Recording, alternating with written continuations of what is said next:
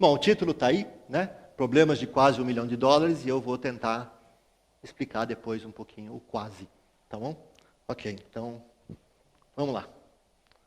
Em Paris, em 1900, início, né, do século XX, houve o segundo Congresso Internacional de Matemáticos, onde estava esse senhor, que muita gente confunde com o Santos Dumont, por causa do chapéu, mas é o David Hilbert, um grande matemático do século XX, e nesse congresso foram enunciados o que a gente conhece hoje pelos 23 problemas de Hilbert, que eram problemas considerados muito importantes na matemática naquela época.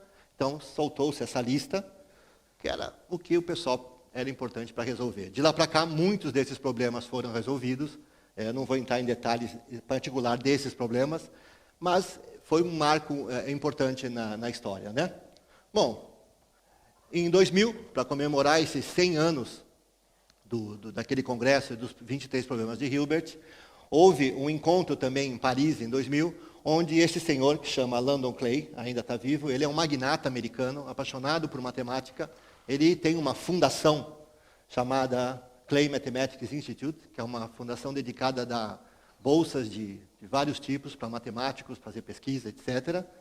E nesse encontro foram fixados os famosos 7 problemas do milênio, que seriam os 7 grandes problemas da matemática que deveriam ser atacados, a sua resolução seria muito importante. E para incentivar ou não sei, ele ofereceu um dinheiro particular da fundação, $1 milhão pela solução de cada um dos problemas.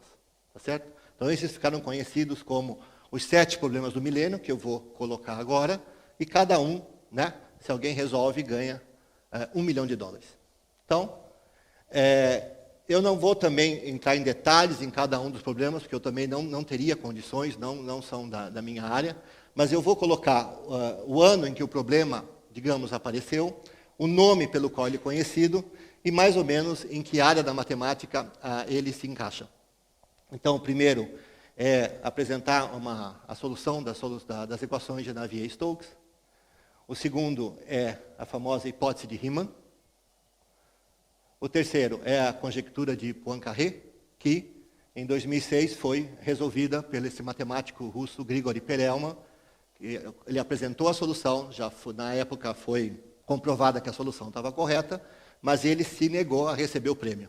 Tá bom? Ele rejeitou o prêmio de $1 milhão. E também depois foi oferecida, agraciada a ele, a medalha Fields, que ele também rejeitou. Tá bom? Bom, não sei. Aí cada um depois fica curioso saber os motivos que o levaram a fazer isso. Tem bastante história na internet. A conjectura de Hodge, que é em álgebra. Teoria de Young-Mills. Vejam que eu estou colocando os problemas em ordem mais ou menos histórica de apresentação. E o famoso, muita gente conhece, problema P versus NP, que digamos que é de computação. Tá certo? E, finalmente, conjectura. Nem vou me atrever a falar o nome, então, essa coisa aí, de geometria. Tá bom? Então, voltando, reforçando, são os 7 problemas do milênio. Cada um vale $1 milhão, agora restam 6, tá certo? Também valendo $1 milhão. Ok. Em 2002, eu estava lendo essa revista, de Matemática ou Inteligência, e tinha um artigo desse professor da Universidade de Buffalo, exatamente sobre os problemas do milênio, mas ele também colocava outra coleção de problemas, que ele chamou essa coleção de 12 problemas, que eram problemas que não eram os do milênio, mas que ele considerava, pelo menos, tão importantes, né, no sentido de desenvolvimento de técnicas matemáticas. Ou seja, não eram os grandes problemas da matemática, mas eram problemas, aliás, alguns deles muito simples, que são os que eu vou entrar em detalhes agora, mas que ele considerava que também deveriam valer um prêmio. Né? Daí o nome do título da palestra, problemas de quase $1 milhão, porque alguns deles são oferecidos prêmios, não são de $1 milhão, mas então eu resolvi contar a história desses problemas e coloquei esse título de quase $1 milhão. Quem sabe até se algum deles não vale. Um deles que eu vou mostrar não é o do problema do milênio, mas também tem um prêmio. Esse tem de $1 milhão. Os outros, alguns têm prêmios, outros valeriam um prêmio. Ok. Então, só é uma recordação rápida, só para, no caso aqui eu acho que não vai ter problema, mas muita gente às vezes esquece as definições do que é um número primo, tá bom? Então, só para lembrar, considera só os naturais, porque pode definir para positivo e para negativo, mas lembrando, um número é primo se tem apenas dois divisores, tá bom? Um e ele mesmo, tá bom? Aproveitando, né, que muita gente às vezes pergunta, um não é primo, tá bom? Porque um só tem um divisor, o próprio um. Ok, bom, exemplos, vocês estão cansados de ver números primos, aí tem alguns bem estranhos, né? Aqueles tipos com potência de 2, que são os mais famosos, sempre aparecem, e estão sempre aí aparecendo em alguns textos, né? Bom, checado ontem, esse é o maior primo conhecido, tá? Essa busca de números primos, ela é contínua, então você tem que estar informado, você vai na internet, no Google, alguma página, e verifica, bom, até o momento, qual é o maior primo conhecido, porque a gente já sabe que tem infinitos primos. Então, o pessoal busca, sempre tem uma busca, né, louca atrás. Esse senhor é o maior primo, e ali está o número de dígitos, né? 17 milhões de dígitos, mais que 17 milhões de dígitos. Ok. Então, vamos começar com o primeiro problema interessante, que é a chamada conjectura de Goldbach. Mas aqui, alguém lê quadrinhos? Sim? Conhece esse senhor? Qual é o nome dele? Isso, é o Ajax. Isso, Ajax, Caçador de Marte. Vocês conseguem ler o que ele está falando? Ou preferem que eu leia? Melhor. Bom, ele está falando o seguinte. Saquei. Uma equação matemática impossível como a conjectura de Goldbach. Sim, nós vamos entrar em uma bolha flexível do espaço-tempo e nos conectar com Apolo, que existe na terceira e quinta formas dimensionais. Teoricamente, é possível ampliar você para fora da bolha sem introduzirmos a conjectura de Goldbach. O portal sucumbirá sob sua própria lógica. Ok. Eu sou um fã de quadrinhos, quando eu vi eu não resisti à tentação de colocar. Então eu imagino que o autor, o escritor, ele deve ter ouvido falar da conjectura de Goldbach, que é um problema aberto, e, ok, né, colocou na voz do Ajax. Agora, o texto completamente, né, nonsense. Mas, para quem está lendo quadrinhos, fica uau, né? Ciência. Ok. Então, qual é a conjectura de Goldbach, que foi enunciado por Christian Goldbach, sempre que apareceu um nome, data de nascimento e data de falecimento. Então, é essa conjectura, que todo par maior que 2 é a soma de dois primos. Essa é conhecida como a conjectura forte de Goldbach, tá bom? Agora vejam, se eu tiver um ímpar, que eu posso escrever como ele um par mais 3, bom, na verdade, qualquer ímpar maior que 5, né, eu consigo escrever como ele um par mais 3. Se um par for sempre a soma de dois primos, então todo ímpar maior que 5 é a soma de 3 primos, porque é só colocar os dois primos do par mais 3. Então, essa é a conjectura fraca de Goldbach, que todo ímpar maior que 5 é a soma de 3 primos. Então, vejam, por que uma é forte e outra é fraca? Porque a forte implica a fraca. Então, se busca sempre uma prova para a forte. Mas nada impediria de você encontrar uma demonstração para a conjectura fraca, e claro que ela não implica a forte. Tá? Então, a gente sempre põe essas duas versões, mas a mais interessante é a forte, claro, sempre. Bom, aqui estão alguns exemplos, só para ilustrar, que alguns pares como soma de dois primos, né? É da mesma maneira que se procura o maior primo, já que não tem uma demonstração, o pessoal põe no computador e tenta ver se existe um contra-exemplo, né? Encontrar um par que não seja a soma de dois primos. O recorde já está testado para pares menor que 10 elevado a 18 e para ímpares menores que 10 a 30. Ou seja, até agora não se achou o contra-exemplo, ou seja, não se achou nenhum par que não é a soma de dois primos, nem um ímpar que não é a soma de 3. O interessante é que em 2013 apareceu a prova da conjectura fraca, tá certo? Que é esse matemático peruano. Né? Pelo que eu pesquisei ontem, está confirmado, ele realmente tem a demonstração, então ele conseguiu a demonstração da conjectura fraca, ou seja, que todo ímpar maior que 5 é a soma de 3 primos. Mas a esperança dos matemáticos é que, talvez, com as técnicas que ele usou, será que agora com mais pressão, se não se consegue a demonstração da conjectura forte. Ok. Outra conjectura é a conjectura dos primos gêmeos, outro problema em aberto. De novo, para quem aqui tem que ter mais de 30 anos ou ser viciado em televisão. Sabem quem são? Super gêmeos, né? Zen e Jana. Ok, está faltando só o macaquinho, né? mas esses são os famosos supergêmeos ativar, né? É só uma homenagem aos primos gêmeos, ok? Então, essa é a definição. Dois primos são gêmeos se eles distam 2 um do outro, né? Que é a menor distância entre dois primos, a menos do 2 e 3. Aqui também 2 é o único par primo. Então, dois primos não podem, a menor distância entre dois primos é 2, tirando o 2 e 3. Tá certo? E a conjecção, aqui estão alguns exemplos de primos gêmeos. E a conjectura é essa: se existe, assim como existem infinitos primos, será que também existem infinitos pares de primos gêmeos? Tá certo? Bom, como eu sempre gosto de recordes, está aí. Né? Menor que 10 a 18, eles já checaram. Como já checaram, se tem lá a conjectura de Goldbach, aproveita e checa também, né? Quantos primos gêmeos existem. Olha a quantidade, né? Tem um monte. Tá claro? Esses são os dois primos gêmeos maiores conhecidos até agora. Né? Tem essa. Olha os números, né? A besta está rondando. Ok? Então, toma cuidado com eles. Um fato interessante, né? É uma demonstração devida, eu acho que ao Euler, se eu não me engano, que exceto 3 e 5, todos os primos gêmeos são da forma 6n-1 e 6n+1. Uma simplicidade total. Né? O problema é mostrar, né, que existem infinitos n. E, finalmente, esse matemático chinês, que mora nos Estados Unidos, ele anunciou em 2013, eu não vou ler para não ficar repetitivo, leiam, o que está demonstrado é que é assim. Né? Para algum n menor que 70 milhões, existem infinitos pares de primo que distam n. Então veja, antes você não sabia se existiam infinitos primos gêmeos ou não. Ou primos distando 3, ou primos distando 5, etc. 2, 4, 6. O que se sabe é que para um certo n, menor ou igual a 70 milhões, existem infinitos primos distando n.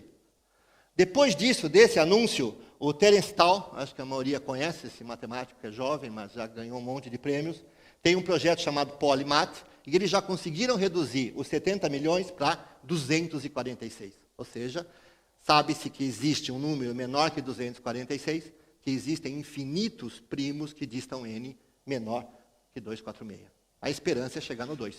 Se você chega no 2, você mostrou que existem infinitos, né, pares de primos gêmeos.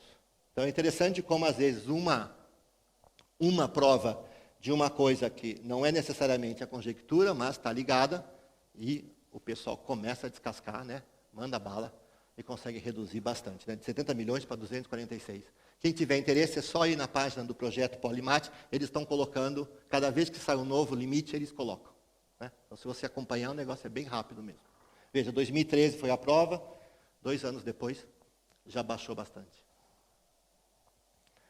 Números perfeitos. Esse é outro cartoon do mesmo lá dos primos, lá do Bom Dia, Primo, Bom Dia. Né? Quem tiver interesse é o site do Marlon Tenório, vale a pena olhar os cartoons. Dá para enxergar o que está escrito? Acho que esse dá, né?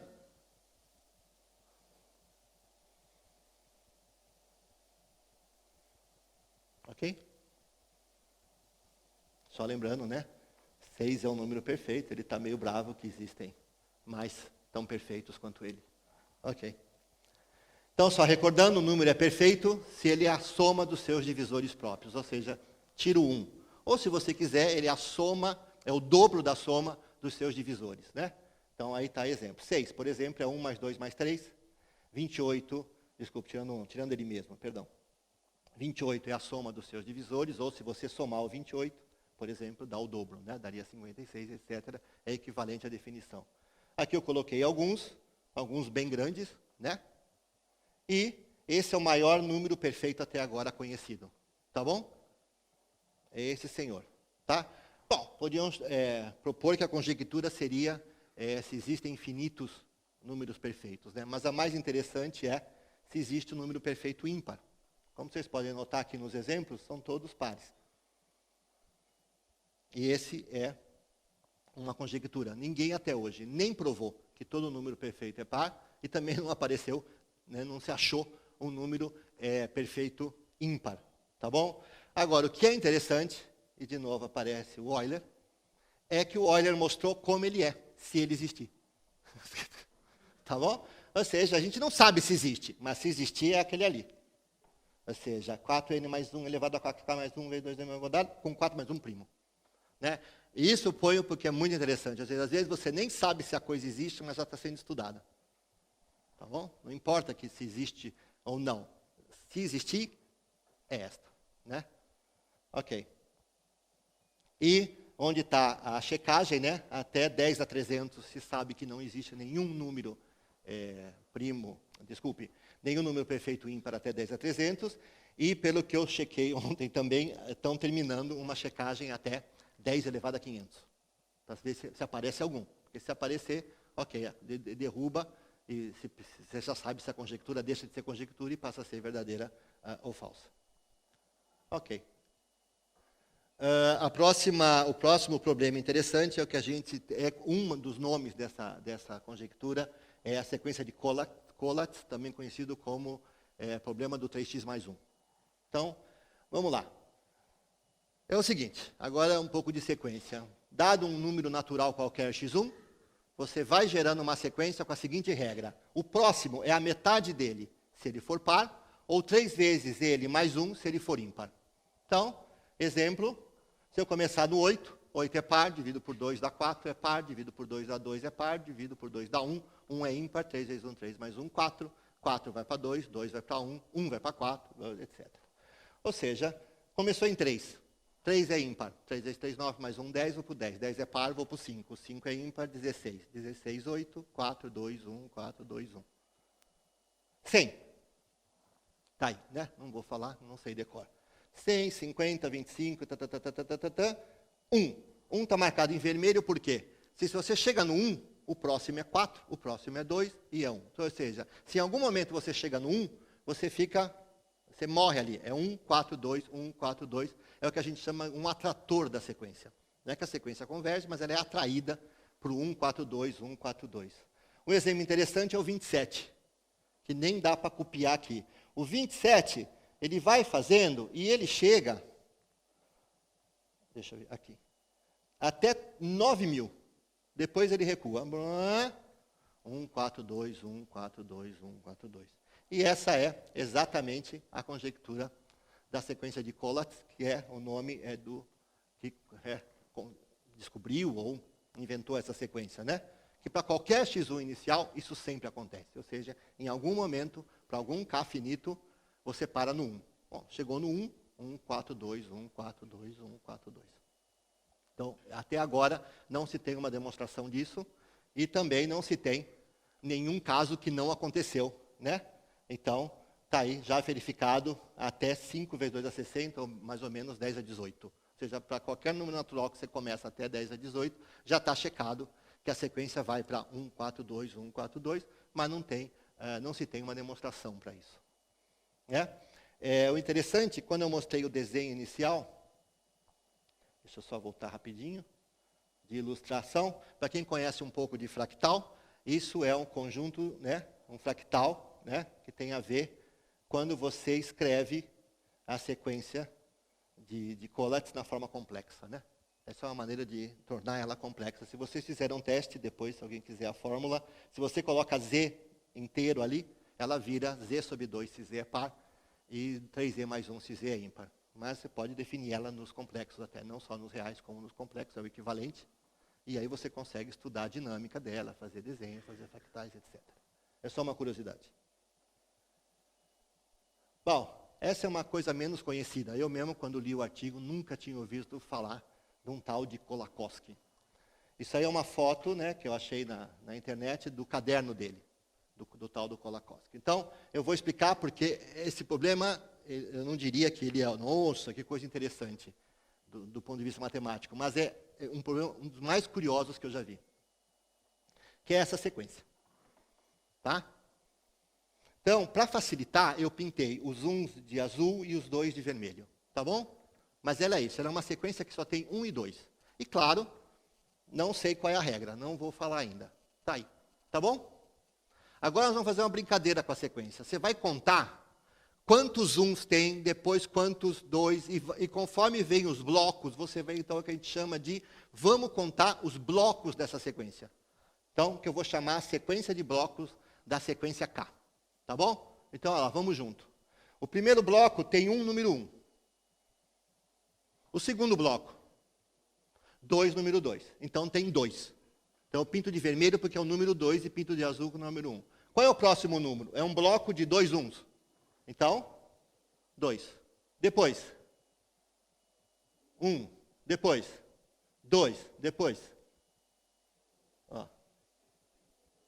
1. Estão vendo? Depois, 2. Depois, 2. Então, estão acompanhando? Ou não? O que vocês notam? É a mesma sequência. Tá bom? Então, esse Kolakowski provou, né? Provou não, né? Não, desculpe, provou. Ele provou, desculpem. Essa é a única sequência de 1 e 2, começando com 1, que é idêntica à sequência de blocos dela. Só existe ela. Tá bom? Qualquer outra sequência de 1 e 2 que você faça, começando com 1, quando você definir a sequência de blocos, não vai dar ela mesma, vai dar outra sequência. A de Kolakowski é esta. Por isso que é a sequência de Kolakowski, é essa. Tá bom? Então só existe ela no mundo. Ok? E não se sabe absolutamente nada sobre ela. Por exemplo, qual é a expressão para ela? Ou seja, qual é o enésimo termo? Não se sabe. Se acontece uma certa sequência de 1 e 2, ocorre novamente? Ninguém sabe. Veja, só existe ela, é essa sequência. E ninguém sabe absolutamente nenhuma informação se consegue tirar. Por exemplo, se acontece uma sequência de 1 e 2, ocorre a sequência ao contrário? Também ninguém sabe. Né? Se ocorre uma sequência de 1 e 2, ocorre o reverso, ou seja, troca o 1 pelo 2 e o 2 pelo 1? Esse é outro problema. E, finalmente, o mais interessante, se a frequência de uns é igual a meio, ou seja, os 2 e os 1 no final aparecem com a mesma frequência, ou seja, 50% para cada um, também não se sabe. Então, eu acho interessante esse problema, é isso. É um ente matemático único, mas ninguém sabe nada sobre ela. Em particular, todas essas questões. Tá certo? Bom, e esse aí, Soremun Somodulap. Né? Leiam ao contrário. Números palíndromos. Tá bom? E aí está uma foto de um ônibus com um número palíndromo. Né? Todo mundo sabe o que é palíndromo? Tanto se for número, se for números, né? O que muita gente não sabe é que também chama capicua. Que é mais bonitinho. Em vez de falar palíndromo, fala capicua. Né? Um número é capicua se ele é igual ao seu reverso. Né? Então, aí estão alguns capicuas. 1, 2, 1, 35.753, etc. Fácil verificar, né? Que são palíndromos. Ok. Vou definir uma sequência. Dado um número natural qualquer, o próximo da sequência é ele mais o reverso dele. Reverso é copiar ele ao contrário. Tá bom? Então, vamos ver. Vamos ver alguns exemplos. Exemplo. Então, começo com 29. Pego 29, faço o reverso de 29 e dá 92. Somo dá 121. Como vocês podem ver, 121 é palíndromo. Ok. 789. Pego 789, somo com 987, dá 1776. Somo com o reverso dele e vou fazendo isso até que eu paro ali. Olha lá o maldito de novo. Tá bom? Ele é palíndromo. Essa é a pergunta. Será que para qualquer x1 inicial, eu vou fazendo essa brincadeira, somando ele com o reverso, vejo que dá, somo ele com o reverso, vejo que dá. Será que isso sempre, em algum momento, gera um número palíndromo? Problema em aberto.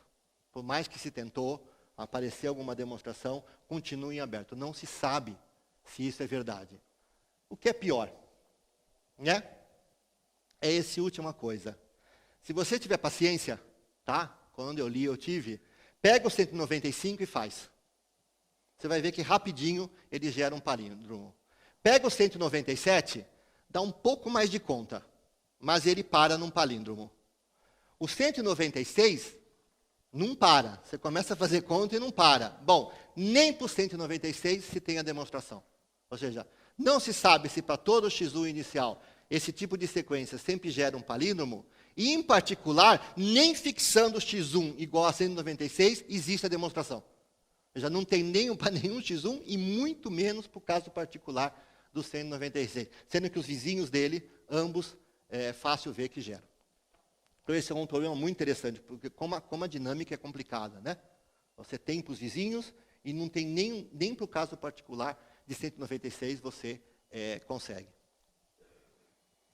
E, por fim, esse é o último problema interessante, é a conjectura de Bill. Bill é esse senhor, tá bom? Também um magnata americano, também um apaixonado por matemática, multimilionário. E o interessante é que ele descobriu um probleminha, que a gente simboliza assim, que é uma generalização do teorema de Fermat. E o interessante é que ninguém nunca tinha se tocado, tá bom? Então, quando ele percebeu, ele se comunicou com a Sociedade Americana de Matemática, mandou uma comunicação, e os caras responderam, olha, parabéns, nunca ninguém tinha se tocado que você propôs um problema em aberto. Qual é o problema? É esse que está aí. Tá? Leiam com calma, eu acho que dá para ler tranquilo, e dá para perceber rapidamente que é uma generação do Fermat, que está dizendo que aquilo lá tem uma solução, né? Não trivial, né? Só que agora no Fermat, o x, o y e o z são o mesmo. E esse é mais geral, é x, y e z distintos. Ele está dizendo que isso só tem solução não trivial se, estão vendo? O ABC tem um fator primo comum. Você faz logo uma continha e percebe que isso, se isso for verdade, Fermat é verdade. Então, isso é uma generalização, né? Fermat já está demonstrado, mas esse aí está em aberto. Uma vez que ele é milionário, ele ofereceu 1 milhão para quem resolver. Tá bom? Quando ele ofereceu a primeira vez, eu acho que era 20 mil dólares, ou 200 mil dólares, não lembro agora. Mas aí eu fui checar, já está em 1 milhão, porque não apareceu também. Imagino que tenha bastante gente se dedicando ao problema, porque é um problema super elegante, né? Então, aqui é só para vocês verem alguns exemplos, né? Olha lá. Quando tem solução, né, sempre, né, o ABC tem um fator em comum. E está lá o fator. No caso é o 2, aqui é o 3, olha lá. Não tem jeito. Sempre que você conseguir a solução não trivial, olha lá, vai ter um fator comum. Então, é realmente, né, ninguém na comunidade matemática assim tinha se tocado. Então, foi esse senhor Bill, e aí deram o nome, ficou a conjectura de Bill. Ok. E aí uma bem estranha, que o fator comum é 19. Tá? E aqui, né, o que eu já comentei, que a conjectura de Bill implica o teorema de Fermat, que esse já está resolvido. E aí é só uma homenagem da República Tcheca ao Fermat, fez um selo com o teorema. Bom, só para encerrar, quem for fã de Futurama, alguém é? Simpsons e Futurama. Assistiu o episódio Simpsorama? Ok, para quem é nerd. Ok? No Simpsorama, o pessoal do Futurama vai parar em Springfield. Tá bom? E se você tem que ser bem rápido, tem uma cena que o Bender, você abre a cabeça do Bender e no Bender estão os problemas grandes da matemática, alguns, né?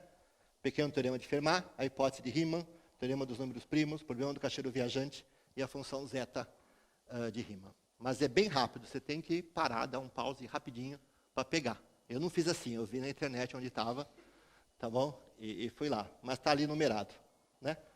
É uma homenagem, claro, a um dos problemas do milênio, né? A hipótese de Riemann, tá? Bom, é isso.